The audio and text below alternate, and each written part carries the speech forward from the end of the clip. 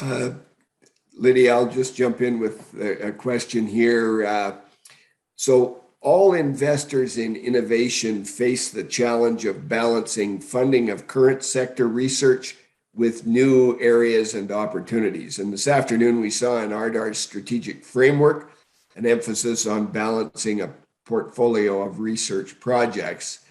What advice would you give RDAR and its members and the group that are involved here to balance the portfolio between current industry innovation and the new sectors, technologies, and products?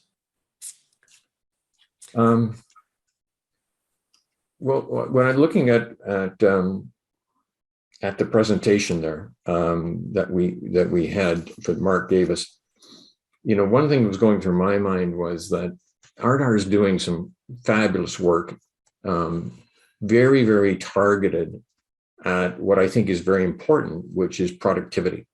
So 3 of those 4 pieces of his chart really nailed productivity in different ways. So that you were doing all kinds of good things to, for yields, for health of animals, for crop health, for soil health, sustainability. Those are wonderful things because they're boosting productivity.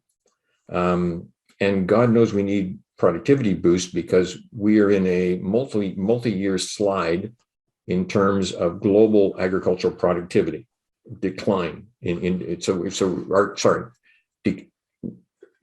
productivity has got to increase about 1.8% to 2% a year in order to keep feeding everybody, particularly if incomes rise and people decide to up their interest in protein. Then that has to carry on.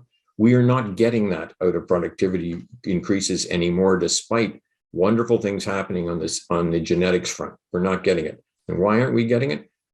Primarily because of climate change.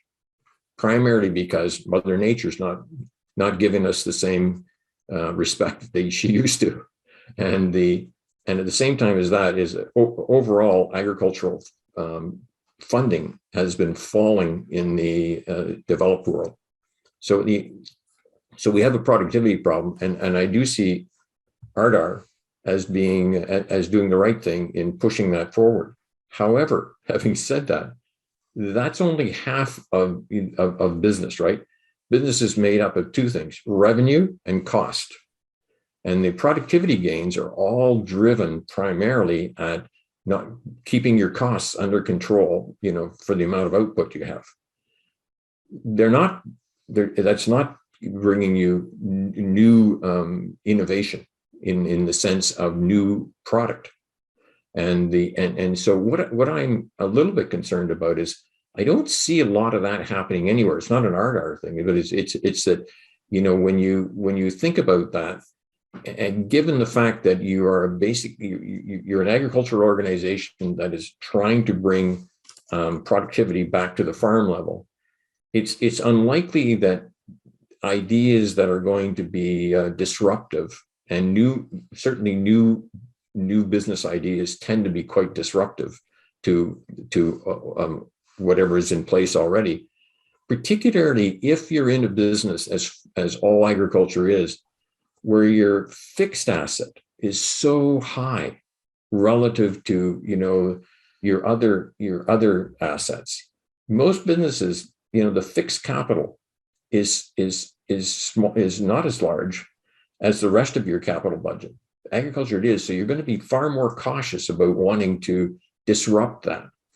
And what I think would be useful at some point is to have a piece of the portfolio, and I really like the idea that RDAR has a portfolio management strategy. And don't get me wrong, if you didn't do this, it wouldn't hurt RDAR or wouldn't hurt Alberta.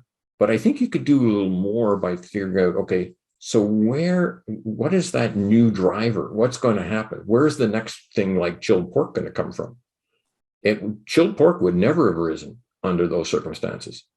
In fact, you would have had all the problems that I had trying to convince the old management of Canada Packers to even invest in the thing in their first plant, because they had a plant in Toronto and they refused to turn it over because they said no, that's going to screw up our business. We're in the frozen pork business. And the only reason we got away, the only reason anything happened was we had a new owner shortly after when I was doing the Hormel business. Otherwise, no chilled pork. And that chilled pork is what has driven the pork business in Canada for the last 30 years. And it was only the fact that the old management left, and when Wallace McCain came in, the first thing he said to me, well, he yelled at me. He said, "Why are you doing so much business with our competitors?" Because in those days, the first business I was doing in Canada actually was with the Gainers plant in Edmonton, and the only reason Gainers accepted it was Barry Mayer. He had a big problem on his hands. Gainers had gone broke. The government owned the plant. The plant was going to have to be shut down. And one day he said to me, when we were having a cup of coffee down at our French fry plant, he said to me, I got this big problem. And I said, "How would you like some new business for it?" And all you have to do is invest in it. You have to invest in machinery, which nobody else has. And you got to take a leap of faith. And lo and behold, he took the leap of faith, and we had a run rate of about $23 million of a profit within 6 months of deciding to do that.